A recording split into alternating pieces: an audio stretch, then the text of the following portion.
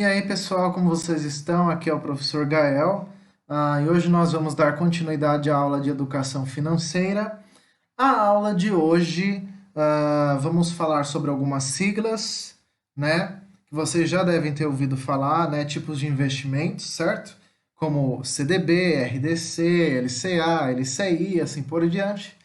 Tá legal? E hoje vamos dar uma introdução geral. Novamente, conteúdo é para homeschooling, mas se você for adulto, adolescente, enfim, criança e quiser conhecer, quiser usar, pode usar esse conteúdo também. É sem fins lucrativos, tá legal? Então vamos lá. Bom, nossa aula de hoje é sobre tipos de investimentos. Então ela é uma aula que vai ter um pouquinho de prática, um pouquinho de teoria. A prática eu vou mostrar para vocês, tá bom? E como hoje eu vou ter que citar bancos, corretoras, entre outras coisas, eu vou fazer uma mini propaganda aqui também, para que eu possa dar aula para vocês, para que eu possa falar sobre esses bancos, sobre essas corretoras, eu preciso também fazer uma propaganda indiretamente, tá bom? Mas é só para vocês saberem, tá? Então vamos lá, vamos falar do que interessa. Bom, como começar a investir, né? Você que é adulto está querendo investir, você que é adolescente que está indo para a fase adulta quer investir, né? Vai ter educação financeira, que mais? Você criança, né? Que tem mesada, né? Sabe aquela mesada que os pais te dão? Você quer guardar para investir, quer fazer alguma coisa? Vou te ensinar a usar hoje aqui, tá bom? Então hoje é uma aula bem explicativa, ela é direta ao ponto, tá legal? E eu trouxe alguns vídeos para vocês de outros autores que eu vou citar para vocês a fonte e como funciona, tá legal? Bora lá. Bom, como eu falei para vocês, eu tenho formação na parte também de negócios, né, de TI também. Então eu mexo tanto com a parte tecnológica quanto a parte de negócios, tá? E assim, o que nós estudamos, né? Temos que entender como funciona o mercado financeiro, questões econômicas, questões tecnológicas, questões empresariais, certo? Como que vocês vão empreender algo, vão investir em algo? Primeiro, antes de investir, guarde dinheiro para fazer o investimento, certo? Pega a sua mesada, comece a guardar no cofrinho, né? Eu já tive aqueles cofrinhos de porquinho, pega a mesada e começa a guardar. Ou então pega ali um pedaço do seu salário e começa a guardar, tá legal? E antes de começar, faça isso aqui, ó. O plano A, tá? Plano B e plano C. Plano A seria o plano geral, ou seja, faça uma poupança, guarde um dinheiro para você usar de maneira geral. Eu preciso investir nisso, guardar nisso, pagar uma continha de água, de luz, comprar um doce, né, comprar, sei lá, alguma coisa no meu computador. Então faça um plano A, geral. Em seguida, faça um plano B, um plano de contingência, que seria para resolver problemas, né? Deu problema, quebrou meu computador. Faltou gasolina, preciso comprar comida, tá? Então, caso o plano A não der certo, tem um plano B, um plano de contingência para contorcer esse problema, tá legal? E tenha uma terceira poupança, um plano C, um plano de emergência, que é só realmente para situações drásticas, tipo assim, se você não tiver dinheiro, você vai se dar mal. Tipo, se você não tiver dinheiro, você não compra comida. Se você não tiver dinheiro, você vai ficar sem pagar conta de água e luz. Tá? Então tenha sempre um plano A, um plano B e um plano C. Faça uma reserva de emergência, faça uma poupança. No caso, tente fazer três tipos de poupança, tá? Bom, vamos lá. O que é poupança? Antes de mais nada, pessoal que está me assistindo, novamente eu vou repetir. Geralmente o conteúdo de dinheiro, economia, administração, educação financeira, geralmente é um conteúdo conservador. No entanto, para quem for progressista ou quiser, né, algo assim, vai ter aula separada só para isso, tá legal? Beleza? Mas isso aqui é um conteúdo majoritariamente conservador. Aqui, vejamos. Poupança não é investimento. Não é. Se você for num banco e falar que poupança é investimento, é mentira. Poupança não é investimento. A poupança é para vocês fazerem isso que eu falei: reserva para emergências. Então veja, poupança, ou conhecido como aforro, é uma parcela da renda ou do patrimônio, no caso do seu dinheiro, seu salário, né, que não é gasto ou consumido no período em que é recebido e, por consequência, é guardado para ser utilizado em um momento futuro. Ah, mas eu não sei o que é patrimônio, professor. Tá bom, você não tem uma mesada que você recebe dos pais, dinheiro que o pai e a mãe te dá? Isso é um patrimônio, que é seu. Tá bom? A mesada é um patrimônio.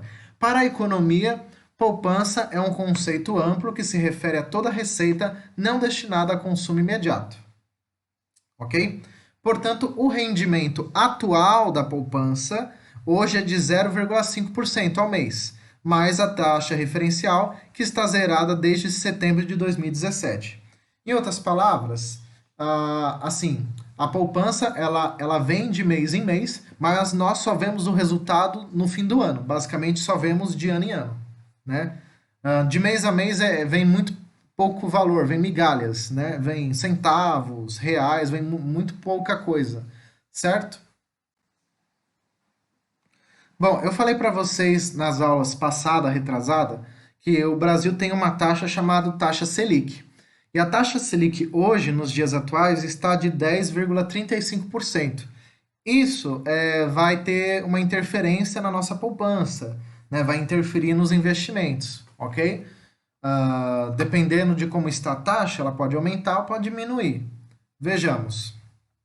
Vamos ver um exemplo prático, né? Pegando a taxa atual hoje, Selic, a poupança, isso aqui é de poupança, tá? Vamos supor que você tenha R$ 1.000, tá? Quem for de classe mais baixa, né?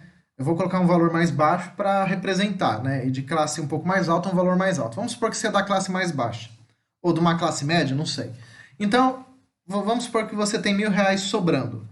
Esse é seu dinheiro. Se você aplicar na poupança, guardar, com a taxa Selic, depois de um ano, você vai ter R$ 1.045,46. Ou seja, você lucrou, você ganhou, tá? Lucro e ganho é a mesma coisa, você ganhou R$ 45,46.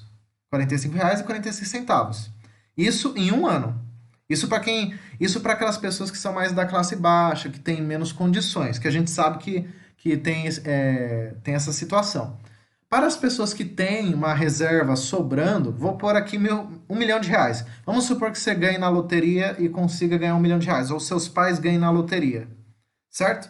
Tem aqui R$ 1 milhão. Após um ano, vai ganhar R$ 43.750 a mais. Quanto maior é o valor investido, maior é o valor recebido. Bem simples. Então, vejamos. A poupança ganha-se por mês um valor, umas migalhinhas. Mas ao final de um ano dá um montante, dá um valor, que é o capital final que nós falamos. Veja, coloquei dois exemplos aqui. Coloquei um valor mais baixo de R$ 1.000. Não precisa ser R$ 1.000, tá? Isso aqui é só um exemplo. E eu coloquei um valor mais alto de 1 milhão. Porque lembrando que esse conteúdo aqui tem pessoas de classe média, tem pessoas de classe baixa e tem pessoas, pode ser que tenha, né, pessoas de classe alta. Pode ser que tenha, né? Então, estou dando um exemplo aqui para, dependendo da sua condição de vida, de como seus pais estão, como você está, né? Geralmente os adolescentes, as pessoas que estão no ensino médio, crianças, são consideradas de classe baixa porque não tem salário. Então, o que vai ter é só a mesada, ou se faz algum trabalho à parte, vai ganhar um valorzinho baixo. Então, geralmente é considerado nesse valor aqui. Ok? Então, funciona assim. Pode ver, é como se. Olha quanto você ganhou a mais, comparado. É a mesma poupança. O valor deu bem diferença, né? Certo?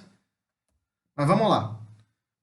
Vamos usar essa frase para refletir. Comece pequeno, comece simples, comece humilde. Comece aos poucos, comece devagar. Só não deixe de começar. Não precisa começar com R$ 1 milhão. Não tem porquê. Você pode começar a investir com R$ 1 se você quiser. Você tem R$ 10 no bolso? Se você tiver R$ 1 no bolso, você já pode pôr. Você já começa a ganhar. Vai ganhar centavos, claro, porque é proporcional. Mas você já consegue fazer, tá? Então, comece. Dê início, dê o primeiro passo, tá? Inclusive, Tem alguns estudiosos que falam, né, de educação financeira para as crianças que vai ser benéfico, inclusive. Fala sobre questões econômicas e assim por diante. Bom, como eu falei para vocês, para eu poder falar dos bancos, das corretoras e para poder trazer vídeos aqui desses bancos, eu vou ter que fazer meio que uma propaganda indiretamente, certo? Então vamos lá. Antes de você investir, claro, você pode fazer sozinho. Vocês que estão aí, se você é adolescente e tem um celular aí, você já consegue fazer pelo celular, você não precisa ir no banco. Você baixa um aplicativo de investimento e já consegue. Ah, mas você pode ir no banco também se quiser, ou numa corretora. Confesso para vocês, o banco é mais confiável, tá? Que as corretoras. Só que você ganha menos. Se você quer ter mais segurança, vá para os bancos. Se você quer ganhar mais, vai para as corretoras. No entanto, o banco é mais seguro, tá bom? Eu coloquei aqui alguns bancos que vocês já devem conhecer, né? Alguns, acredito, conhecem. Temos aqui uma corretora, ó, XP. Tem outra corretora chamada Toro Investimentos, né? Vocês devem conhecer, talvez. Enfim. E já vou fazer uma crítica aqui. Por exemplo, educação financeira é uma matéria que poderia ter na base nacional curricular, por exemplo, porque faz falta. Porque a partir do momento que, se todos os brasileiros investissem, seja em ações, seja em qualquer coisa, né? O PIB do país cresce, o número de empregos cresce, as empresas crescem, o seu salário aumenta também, certo? E não tem essa oscilação, por exemplo, de tá muito alto os juros, tá muito alto a inflação, porque se as pessoas investissem, a inflação caía. Como as pessoas não investem, a inflação sobe, né? Enfim, novamente, o dinheiro é cíclico. Se ele ficar parado na sua mão, vai ficar mais caro as coisas, certo? Vamos lá. E aqui são os tipos de investimentos que nós vamos ver hoje na nossa aula.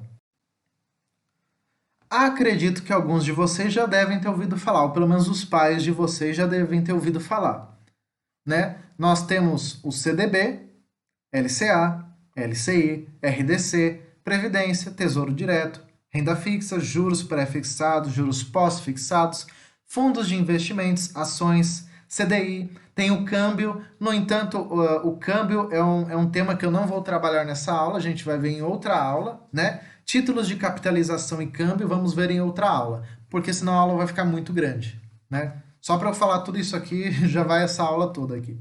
Beleza? Então vamos lá. Decorem as sílabas, né? Na verdade, o ideal não é decorar, é vocês aprenderem, tá? A gente fala decorar por mania, mas quando a gente se estuda, a gente não decora, a gente se aprende, tá bom? Ok? Mas caso você tenha dificuldade, decore primeiro, depois, enquanto você vai aprendendo, após aprender, aí você não precisa mais decorar, que você já sabe, certo? Vamos lá. Primeiro, vamos começar com o CDB. O CDB, que é o Certificado de Depósito Bancário, é emitido por bancos comuns e é um investimento classificado como renda fixa, que pode ser pré-fixado ou pós-fixado, ou seja, você pode escolher a taxa de juros antes, pré-fixado, ou depois. Geralmente é seguro, tem as suas exceções, tá? E é ótimo para quem está começando. O valor é baixo, não é um valor alto, não é um valor que você, nossa, vai ficar rico por fazer CDB, não. Mas ele tem em média ali uma duração de 5 anos, mais ou menos. Mas para quem está começando é ótimo, para quem não conhece é ótimo começar com ele. É um dinheiro que você ganha, você não perde, ele é extremamente seguro. E ainda tem um fundo de garantia que os bancos dão caso você perca o dinheiro. Então, pelo menos eles devolvem, certo? Então, por exemplo, para quem é mais conservador, tradicionalista, o CDB é extremamente bom. E para quem está começando, certo? Até para quem é mais progressista, quiser fazer o CDB, recomendo, né? Para quem está começando. Porém, para as pessoas que são progressistas, eu recomendo ir direto para as ações ou para os fundos, que eu vou falar futuramente. Né? O CDB seria mais para quem está começando ou para quem é conservador, que o perfil bate, né? Certo? Porque quando você vai num banco, numa corretora, eles vão fazer uma análise de perfil seu, para saber se você é mais conservador, se você é uma pessoa mais agressiva, no sentido de. Não de agressão, mas no sentido de você correr riscos, né? Certo? Então eles vão ver e analisar você ali, tá bom? Eu também trouxe para vocês o RDC, tá? Ele é pouco conhecido, tá? O RDC, ele é muito parecido com o CDB. O RDC é o Recibo de Depósito Cooperativo. Ele é de cooperativas, por isso que eu já coloquei para vocês aqui dois. Esses dois bancos aqui são cooperativas de crédito, eles fazem o RDC. Semelhante ao CDB, pode ser prefixado ou pós-fixado, e seu valor de ganho é um pouco maior que o CDB, um pouco maior, e é emitido por cooperativas financeiras, investimento seguro e conservador. Então, ele é igualzinho ao CDB, só que você ganha um pouco mais. O que eu conheço, assim, que faz são esses dois bancos aqui. Cicobi e Sicredi, já estou fazendo propaganda para eles, né? São ótimos bancos, são excelentes bancos. São bancos que basicamente não tem taxa, a taxa é mínima, e a taxa é tipo assim, não é que nem os outros bancos que você perde o valor. A taxa é só para manter os seus documentos em dia. Então, por exemplo, se você tiver que sair do banco, tudo que você deu de taxa para o banco, ele devolve para você. Então você não perde, você ganha de volta. Aí você pode falar, professor, eu não entendi. Sim, para quem é do ensino médio, as crianças que estão começando aqui, realmente não vai entender o que é. Mas para o público que é mais adulto, quando você vai abrir conta num banco, tem uma taxa que nós pagamos, né? Sempre tem uma taxa ali que é cobrada. Qualquer banco que você vai ter uma taxa. Nesses bancos aqui, que são na verdade cooperativas financeiras, não são bancos, são cooperativas, Cicobi e Sicredi, neles a taxa é só para ter é só para manutenção, é só para ter seu documento em dia. Ou seja, tudo que você pôr lá, você vai receber de volta. Se algum dia você precisar fechar a conta no banco, você não perde, você recupera o valor. Então toda essa taxa que você pagou todos os meses, você recebe de volta, diferente dos bancos. Isso aí é uma diferença entre cooperativa financeira e banco, por exemplo. Tá? No banco você perde o valor, na cooperativa financeira não, você recebe de volta, porque é uma cooperativa, tá? É como se fosse uma troca, ok? Então eu já fiz propaganda para as duas cooperativas, né? Vamos continuar aí para frente. Legal? Bom, antes de continuarmos, eu trouxe um vídeo para vocês. Vai ter uma moça aqui, né, que é da própria Cicobi, vai falar para vocês como funciona.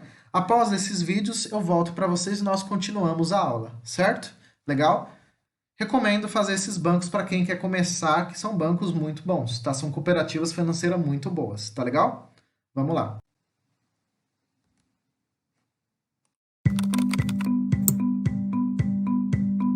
O RDC, ou Recibo de Depósito Cooperativo, é uma modalidade de investimento específica de cooperativas. Trata-se de uma aplicação de renda fixa com rentabilidade e liquidez diária, que pode ser pré ou pós-fixado. Muita informação, né? Calma, eu explico. Nos investimentos de renda fixa, a remuneração é paga em intervalos e condições pré-estabelecidas, como acontece na poupança e no Tesouro Direto, por exemplo.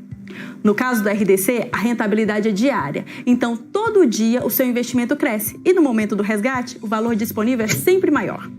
A liquidez também é diária, o que significa que é possível fazer resgates parciais ou totais antes do prazo do vencimento.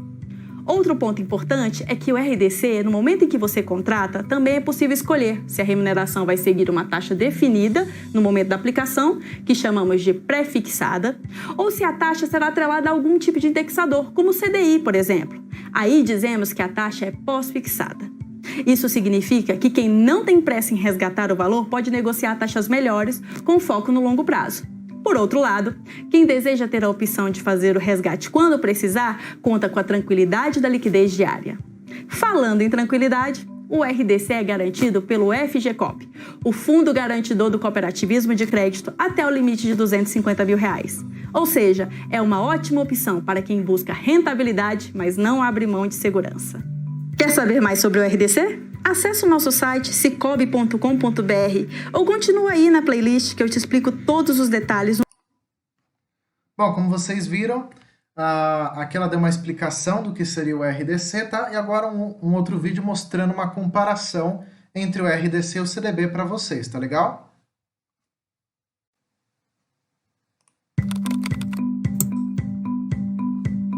Assim como existe o RDC, o Recibo de Depósito Cooperativo, existe também o CDB, o Certificado de Depósito Bancário.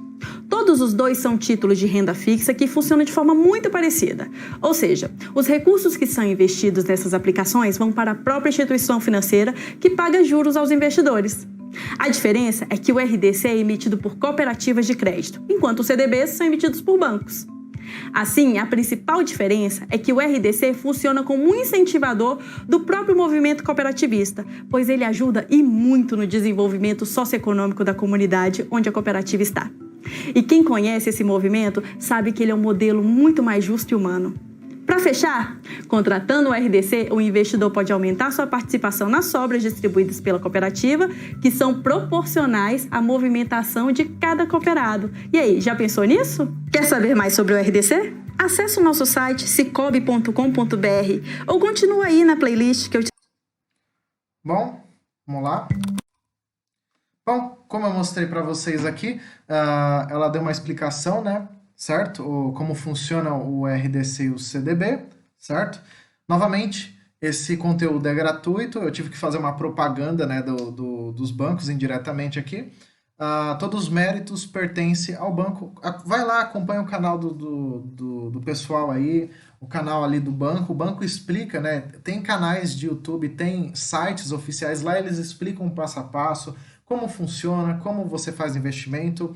E eles são muito bons, têm qualidade nos seus argumentos, nas suas propostas e nos seus produtos, né? Que os produtos dos bancos são os investimentos, as ações que nós fazemos aqui, tá legal? Então todos os méritos pertencem a ele, esse conteúdo é apenas gratuito, legal? Bom, agora temos um que acredito que os pais de vocês devem conhecer muito bem esse tipo de investimento. Previdência. Conhecida como aposentadoria, né? Acredito que os pais de vocês conhecem muito bem isso aí, os seus avós, né? O pessoal que é mais jovem dificilmente vai conhecer, mas é bom se preparar para o futuro, tá bom? Existem dois tipos de previdência, a previdência privada e a previdência pública, né? E aí no caso da privada aí tem seus tipos, né? A privada tem a VGBL, PGBL, aí vai depender de como você vai fazer o contrato, tá legal? A previdência pública é o que nós chamamos de aposentadoria, ou que é o que o governo faz, né? Vai aumentar a aposentadoria, né? E assim por diante, tá? Então, previdência. Previdência é conhecida popularmente como aposentadoria, ou ainda reforma. Por isso que eles falam reforma da previdência. É um tipo de investimento seguro de longo prazo. É só longo prazo. O tempo mínimo para você estar resgatando ali sem ter prejuízo, é 11 anos. Para você não ter prejuízo, você tem que esperar 11 anos. Se você começar a investir hoje, daqui a 11 anos você pode tirar uma aposentadoria. Mas são 11 anos, exatamente 11 anos. Se você tirar antes, você tem prejuízo. Tendo como referencial a terceira idade, velhice. Tá? A previdência, você pode tirar... o tempo mínimo é 3 anos. Mas não faz sentido tirar uma previdência de 3 anos. Até porque você vai ter mais prejuízo que lucro. Para você conseguir se aposentar cedo, o tempo mínimo é 11 anos. Então, você começa a investir, após 11 anos você pode.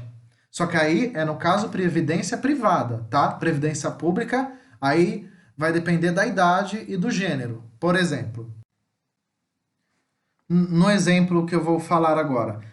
Por exemplo, os homens, atualmente, na nossa legislação, nas nossas leis, vão se aposentar, se for por idade, com 65 anos. Se for por idade. Porque existe aquela aposentadoria que não é por idade.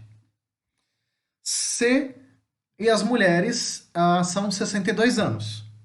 As mulheres é um pouco menos porque na nossa lei considera-se que a mulher que fica em casa, cuidando da casa, também é, de certa forma, um trabalho, mesmo que não seja remunerado. Por isso que os homens ficam 3 anos a mais e a mulher fica um pouquinho menos, mas é por causa disso. Porque, em geral, as mulheres, além de trabalhar fora de casa, muitas vezes acabam trabalhando dentro de casa, que é muito comum no Brasil. Então, por isso tem essa diferença, tá? Enfim, mas vamos lá. Então, a previdência pública, ela demora, que é o governo que vai te pagar. A privada, se você quiser se aposentar, vamos supor que você está com 18 anos, você começou a investir. Com 30 anos, você se aposenta.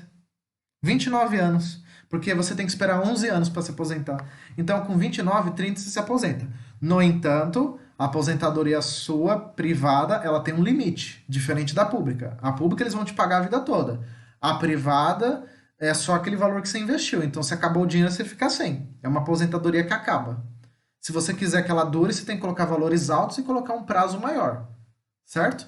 Ou então mesclar. Você vai ter a pública e vai ter a privada junto. Aí é interessante. Aí você tem duas aposentadorias. Aí é mais interessante. Certo? Agora vamos para as definições aqui, a diferença entre a pública e a privada, para vocês verem quais são as diferenças, certo? Beleza? Veja, a previdência pública primeiro. Ela pode ser pública, que é feita pelo próprio governo, ou seja, pelos presidentes, pelos ministros e assim por diante. E é obrigatória, então não tem a opção de você não fazer. Você é obrigado a fazer ela. Não tem a opção, não quero. Não, você vai fazer. Tá na lei, não tem a opção de fazer. Então, tipo assim, ela está sendo descontada do nosso salário na forma de imposto. Então, ela é obrigatória. Então, você não tem a opção de não fazer. Você vai fazer de qualquer jeito. Tá na lei, não tem como você não fazer, né? Aí tá aqui, ou vai ser por idade ou vai ser pelo tempo de serviço que a gente fala. Então, ela é obrigatória. Todo mundo vai ter, até os adolescentes que estão agora começando. As crianças vão ter, é obrigatório, não tem o que fazer. Mas é ótimo, é benéfico para nós, né? Ter uma aposentadoria, certo?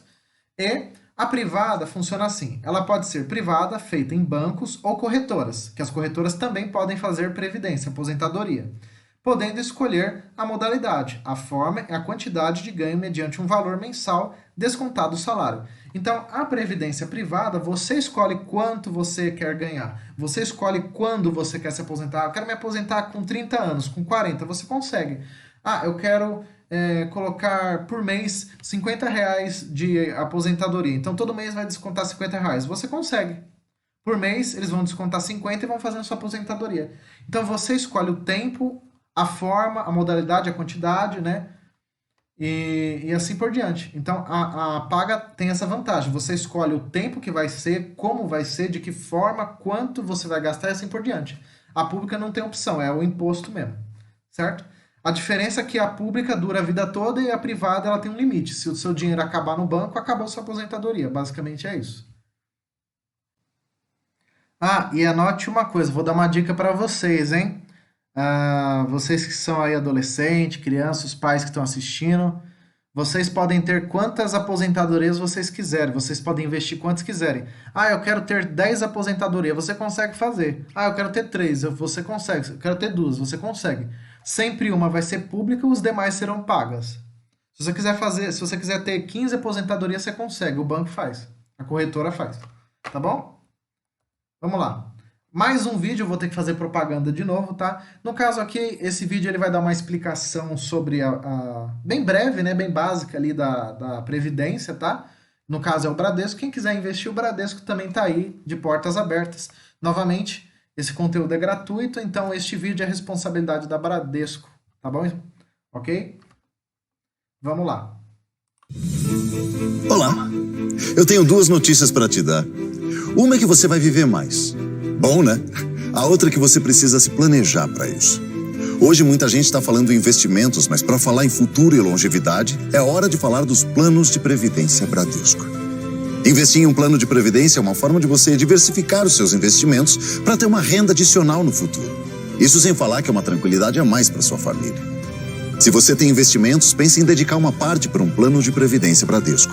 Afinal, o seu futuro está apenas começando. Venha falar com um dos nossos especialistas do Bradesco. Bradesco Vida e Previdência. Com você. Sempre. Bom, como vocês puderam ver, isso aqui é uma propaganda da Bradesco, tá? Novamente, todos os méritos pertencem à Bradesco. E eu recomendo a Bradesco, que é um excelente banco para se investir também. Eles têm uma cartela bem grande ali de investimentos. Interessante, tá? Até para pets, para quem quiser pets, também existe investimento para pet, tá? Bom, agora vamos para o Tesouro Direto, tá? Tesouro Direto, na verdade, é um termo genérico, né? Porque não é um investimento, são vários tipos, né? Então, veja, Tesouro Direto também é para as pessoas que são bem conservadoras, né? Veja, é uma forma de investir em títulos públicos e uma opção para quem quer começar. pois possui taxa zero de custódia, ou seja, para fazer a documentação sua para você investir também é zero, é gratuito. Diferente, por exemplo, de outros, por exemplo, da CDB. O CDB, dependendo do que você fizer, você vai ter que pagar uma taxa para os caras fazer o documento seu. Rentabilidade diária, tá? Tesouro Direto tem rentabilidade diária e facilidade para resgatar. Tesouro Direto é um investimento seguro, conservador e público, porque você está investindo no governo. Ao investir, você empresta dinheiro para o governo, que se compromete em pagar o valor que você investiu mais um rendimento, que varia conforme o tipo de título que você escolher. Geralmente são prazos longos, né? 5 anos, 6 anos, 7 anos, 4 anos, né? E é tudo público. Então, ou seja, o Tesouro Direto é tudo governo, é tudo público. Então, você está investindo nos governos, tá? Basicamente. E aqui temos os fundos de investimentos. Esse conteúdo aqui já é mais para quem é progressista, tá? Que aqui já começa a ter um pouco mais de riscos, já não é tão seguro, né? Como os demais que eu mostrei aqui. Então, veja, mas quem for conservador pode fazer também, que existem fundos conservadores, ok? Mas, em geral, os fundos é a junção de tudo num documento só, vamos falar assim. Ele pega CDB, Tesouro Direto, pega tudo, mistura e faz um só e chama fundos de investimentos. É a mistureba de tudo. Eles pegam um pouco de cada e mistura e vira isso aqui. Bom, então, o que seriam fundos, então? Um termo mais autoexplicativo, né? São aplicações que permitem você investir em renda fixa, ações, câmbio. Câmbio, para quem não sabe, é troca de moeda. Por exemplo, eu tenho reais e quero comprar dólares. Eu tenho reais e quero comprar euro. Isso é câmbio. Títulos privados e que contam com especialistas para gerir seu produto. Então, o fundo de investimentos é a mistura de tudo. Ele pega um pouco de cada coisa, faz em um documento e o seu dinheiro é distribuído ali. Então, você ganha de várias fontes. Você não fica tipo, é só renda fixa, é só ações, é só câmbios. Não, aqui é tudo, aqui é misturado. E como funcionam os fundos de investimentos? Você aplica seu dinheiro em um fundo da sua escolha e ele fica sob a gestão de um especialista. Seria um gestor, um gerente, responsável por gerar rentabilidade e controlar os riscos dessa aplicação. O gerente vai tomar conta da sua aplicação porque ele não quer que você perca o dinheiro, porque ele também perde. Então, ele vai querer que você ganhe para que ele ganhe. Inclusive, se você for numa corretora ou num banco, ele vai te dar produtos para você investir, porque assim ele ganha também em cima. Tá? Que mais?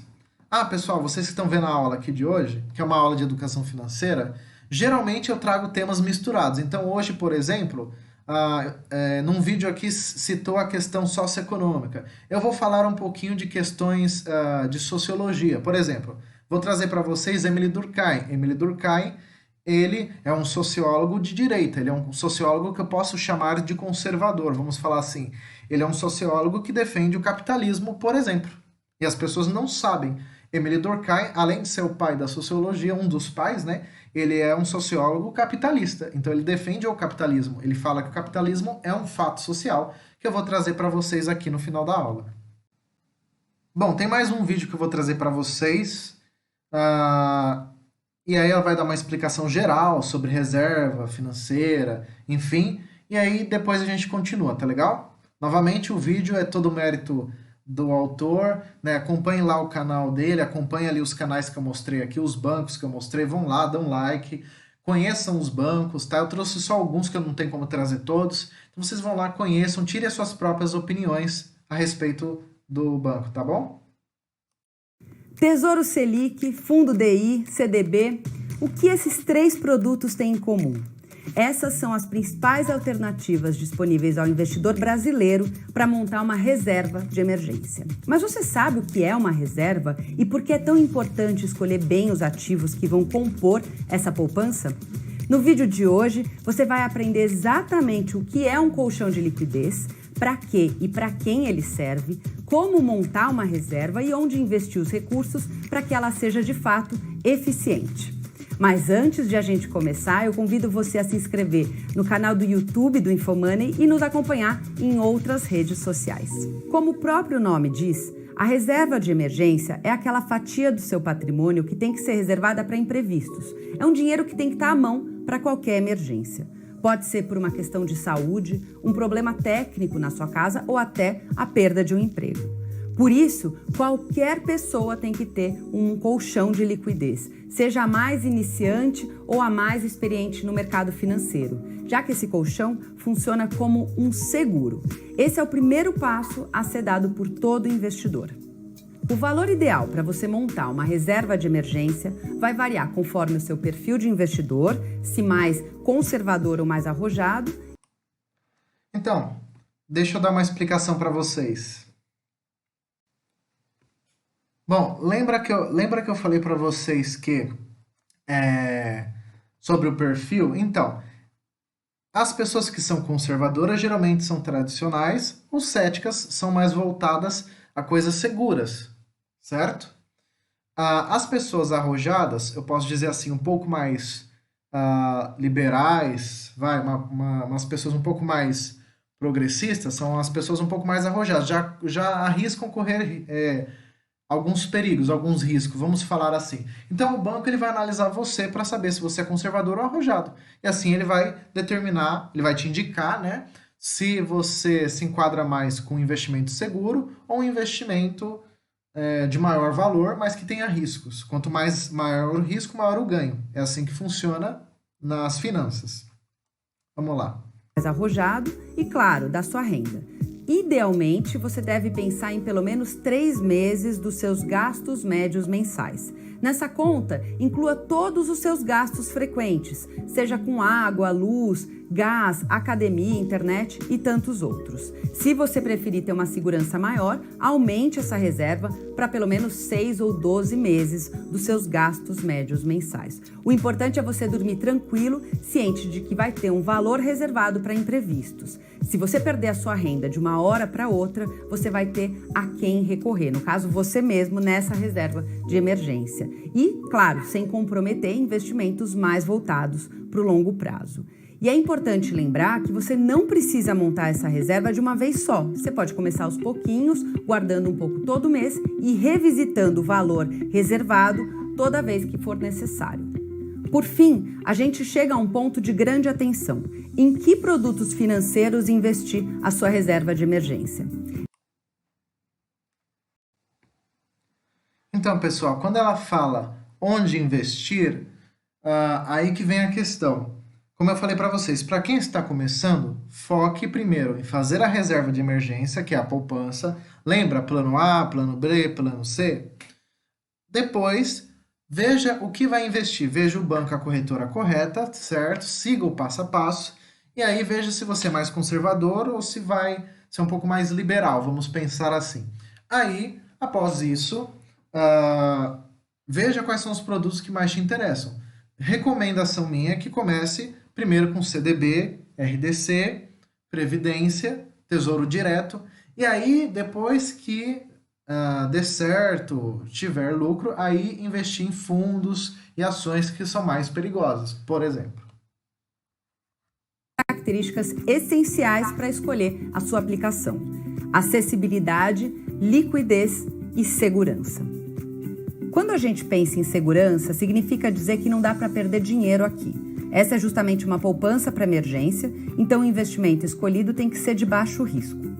Já a liquidez trata do grau de dificuldade para converter uma aplicação em dinheiro vivo. No caso do colchão de liquidez, esse é um dinheiro reservado para imprevistos. Por isso, você precisa poder sacar os recursos a qualquer momento, no mesmo dia de preferência. Por fim, a acessibilidade diz respeito à facilidade para investir e também ao custo. Como os produtos voltados para a reserva de emergência precisam priorizar a segurança, o ideal aqui é que eles custem pouco, o mínimo possível e que sejam fáceis de comprar. E quais são as alternativas para você montar a sua reserva de emergência? A primeira delas é o Tesouro Selic, o título público mais conservador à venda no Tesouro Direto. Ele rende perto da variação da Selic, que significa dizer... Pessoal, lembra que no começo da aula eu tinha falado sobre a taxa Selic? Então, a taxa Selic é ela responsável por influenciar o CDI, por influenciar a poupança, a previdência, assim por diante. Então, ela é uma taxa extremamente importante aqui para o Brasil, tá? Então, só reforçando, lembra da taxa Selic, que é um dos conceitos fundamentais aqui da educação financeira, tá bom? Fica dizer mais ou menos 100% do CDI, que é a principal referência das aplicações de renda fixa. Prefira instituições financeiras que não cobrem taxa de administração para você investir no Tesouro Direto, já que esse é um custo opcional. Mas tenha consciência de que provavelmente você vai pagar um custo a B3, a Bolsa Brasileira, que seria a taxa de custódia. Agora, dependendo do valor que você investir no Tesouro Selic, você pode ficar isento dessa taxa. A segunda alternativa são os fundos DI, principalmente aqueles que investem 100% em títulos públicos, como o Tesouro Selic. Nesse caso, prefira aqueles cuja taxa de administração seja menor do que a taxa de custódia da Bolsa, aquela que incide sobre o Tesouro Direto. Inclusive, já existem alguns fundos que não cobram nenhum tipo de taxa. E a terceira opção é um CDB, desde que ele pague, claro, 100% do CDI. Aqui é importante você ficar de olho no produto bancário para ver se ele tem liquidez diária, ou seja, se você pode sacar os recursos a qualquer momento. E outro ponto de atenção é o risco do emissor, no caso, o banco. Nos 3 casos, a alíquota do imposto de renda a ser pago é a mesma. Ela só vai variar conforme a data do resgate. E um ponto importante: a caderneta de poupança não é uma alternativa indicada para compor a sua reserva de emergência. Isso porque... Então, pessoal, a poupança, como eu falei, ela não é investimento. Ela só vai servir, por exemplo, como um seguro. Vamos pensar assim, ela vai servir para você se proteger. Se precisar, você tem na poupança, certo? Claro, você pode usar a poupança para fazer a reserva de emergência, como eu mostrei no começo da aula. Fazer um plano A, um plano B, um plano C. Né? Os pais de vocês talvez vão conhecer melhor a poupança, porque no Brasil é muito comum a poupança. Mas você não precisa usar a poupança, você pode simplesmente deixar o dinheiro em casa. Né? Como eu posso dizer, você pode deixar num cofre mesmo, você pode usar um investimento como uma reserva financeira, por exemplo, RDC, você pode tirar a qualquer hora. Então, você pode investir e tirar a qualquer hora. Então, você pode usar até para resolver outros problemas, ok? Então, só para complementar aqui, beleza? Para compor a sua reserva de emergência. Isso porque, com a Selic igual ou abaixo de 8,5% ao ano, a poupança só rende 70% da taxa Selic anualizada, mais a taxa referencial, a famosa TR, que anda zerada. Por isso, evite usar a poupança como um colchão de liquidez e, claro, prefira aí fundos DI, bons CDBs e o Tesouro Selic. Espero que você tenha aprendido tudo que você... Bom, pessoal, eis aqui o vídeo, novamente, mérito do canal Infomoney. Vamos lá, conheçam, eles são muito bacanas, eles falam sobre economia, sobre finanças. Recomendo, excelente, tá? E agora vamos finalizar a nossa aula vendo as últimas siglas, certo? Que ainda tem algumas aqui. Temos o LCA, certo? Que acredito que alguns de vocês vão se interessar. Bom, o LCA é a letra de crédito do agronegócio. Para quem não conhece, agronegócios são fazendeiros, agricultores, pecuaristas, os caras que mexem com as plantas, certo? Que planta ali o feijãozinho, planta ali o arroz que tem horta, é esse povo, tá? Enfim, o setor primário, que nós chamamos em economia, são basicamente investimentos no setor primário, ou seja, fazendeiros, empresas rurais, agricultura, pecuária, apicultura e assim por diante, tá bom? E o LCA é seguro também, é conservador, porém, tem um porém, né? O LCA geralmente, em todos os bancos, pelo menos que eu vi, corretora, essas coisas, tem um valor mínimo. O valor mínimo é 5 mil, então você não consegue chegar lá e investir R$1.000. O valor para começar é 5 mil. Ele tem um limite, então para você começar a investir em agricultura é 5 mil, até porque o investimento em agricultura ele é um pouco mais caro aqui no Brasil, tá? E você tem que investir um pouco maior, certo? Valores maiores, tá? Então, para investir em agricultura tem que ser 5 mil. Para começar, por exemplo. Com R$1.000 você não consegue. Ok? Temos aqui o LCI, que é a letra de crédito imobiliário, que é a mesma coisa que o LCA, só que no caso é de imóveis. Ao investir em letras de crédito imobiliário, você conta com segurança e isenção de imposto de renda, além de contribuir para o desenvolvimento de um setor importante na formação do PIB brasileiro, certo? Se o PIB cresce, o salário de vocês também cresce, o país melhora. Simples assim, a economia também cresce, gera emprego e assim por diante. É seguro e conservador também e a aplicação inicial é R$1. Ou seja, se você tiver R$1, você consegue fazer o LCI. O LCI é bem acessível, tá? Bom, calma aí, pessoal. Quase lá, já estamos quase acabando a aula. Eu também já estou ficando sem voz, mas vamos lá. Temos os debentures, né? Os debentures, se a gente for traduzir ao pé da letra, seriam obrigações, tá? Quem estuda contabilidade vai saber. Debentures são títulos de dívidas, ou seja, é uma espécie de empréstimo para as empresas que emitem, desde que não sejam instituições financeiras, ou seja, bancos ou crédito imobiliário. Debenture é um título de crédito representativo de um empréstimo que uma companhia realiza junto a terceiros, lembrem disso, terceiros, stakeholders, e que assegura a seus detentores direito contra a emissora, estabelecidos na escritura da emissão, no caso, contrato, tá? A expressão inglesa derivada debenture é geralmente mais empregada no Brasil e na América Latina do que a sua correspondente francesa, que é a obrigação, né, que eu falei para vocês, que aqui no Brasil é adotada como obrigação, certo? O que é o debenture? Resumindo, né, a grosso modo, sabe aquelas empresas que estão com dívida, nome sujo, tá com o nome no SPC? Eles emitem debentures, aí você empresta o dinheiro para eles pagarem as contas, para eles limparem o nome, em troca eles te devolvem o dinheiro mais os juros. É isso é um debenture. São as empresas que estão com nome sujo, pessoas com nome sujo, no caso empresas, né, aí elas emitem os debentures e você paga a dívida deles e eles te retribuem, te dando lucro, te dando algo em troca. Basicamente é isso. E temos ainda o CRA e o CRI, e o que são? Vamos lá. CRA, Certificado de Recebíveis de Agronegócio. CRI, Certificado de Recebíveis Imobiliários. Bom, basicamente, a diferença desses dois aí é que um é para a área do setor primário, agronegócio, a parte agrícola, e o outro é para imóveis, imobiliário, prédios, enfim, aluguéis, essas coisas. Ambos são investimentos de renda fixa, os dois são, eles têm uma taxa já atrelado, né, um valor, com uma data limite de vencimento, muito semelhante ao LCI e ao LCA, e ao CDB, eles são parecidos, ok? O que mais? E temos as ações, esse conteúdo aqui é extremamente perigoso, muitas pessoas entram em falência se não souber usar isso aqui. Se você que estiver vendo a aula for começar a investir em ações, começa tipo com R$1, R$2, R$10, valor assim, baixo. Não chega botando R$1.000, não chega botando valor alto que você vai perder.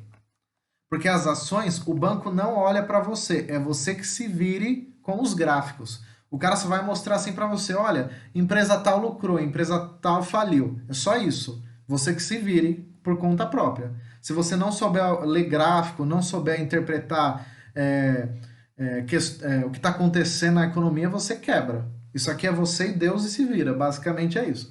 Tá? Mas para quem é mais liberal, mais progressista, geralmente vai acabar indo para cá. Só que eles acabam se quebrando por causa disso. Porque o banco não vai fazer nada por você. Ele só vai te dar o documento. Você que se vira. Basicamente isso. A corretora também. Você que se vira. As ações é você por conta própria. E as ações, como nós já vimos na aula passada, são aqueles papéis, né, que representam o capital da empresa. Ou seja, o dinheiro da empresa, a própria empresa, no caso. Bom, então, ações, também chamadas de papéis, são as parcelas que compõem o capital social de uma empresa, ou seja, o dinheiro, ou a própria empresa. O salário do dono, basicamente. São as unidades de títulos emitidas por sociedades anônimas, ou seja, são formadas por sociedades, ou seja, é um fato social, ok?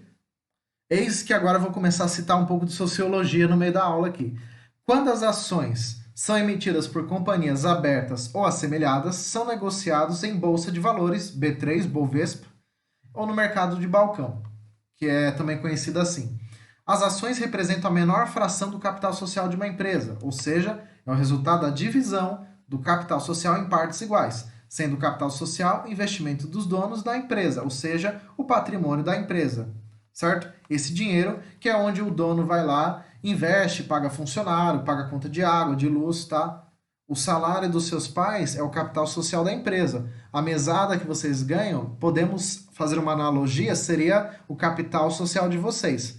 Social é porque, no caso, são sociedades, ou seja, são grupos de indivíduos, são um grupo coletivo, ok? E eis que vou citar aqui o Émile Durkheim, tá? Para finalizar nossa aula. Esse jovem aqui que vocês estão vendo, tá? Émile Durkheim, por mais que muitas pessoas não conhecem ele e até criticam ele, ele é uma pessoa defensora do capitalismo, das pessoas que são mais liberais, conservadoras. Ele fala, por exemplo, os investimentos, o dinheiro, o próprio capitalismo, vamos falar assim, porque o capitalismo também fala de dinheiro, é um fato social. Então ele defende isso. Ele diz, com suas palavras, claro, né, que algo natural da sociedade, é um acontecimento, é um fato social. Okay? Então veja, por que eu trouxe Émile Durkheim aqui? Porque, baseando-se no novo ensino médio, as matérias vão ser multidisciplinares, ou seja, eu vou estar ensinando português, mas vou estar falando junto biologia. Eu vou estar ensinando matemática, mas junto vou estar ensinando história. Então, por isso que eu trouxe Émile Durkheim. Ele é sociólogo, ele é de sociologia, e estou trabalhando junto com educação financeira. E por que eu trouxe Émile Durkheim? Porque as pessoas, só pelo fato dele ser sociólogo, desconhecem ele ou não têm interesse. Ele é capitalista, ele defende o capitalismo, diferente de outros colegas seus. Diferente de Karl Marx, ele defende o capitalismo, ele defende a família, ele defende... Por exemplo, vocês que são homeschooling, ele é um cara que, por exemplo, defenderia, ele falaria que é um fato social.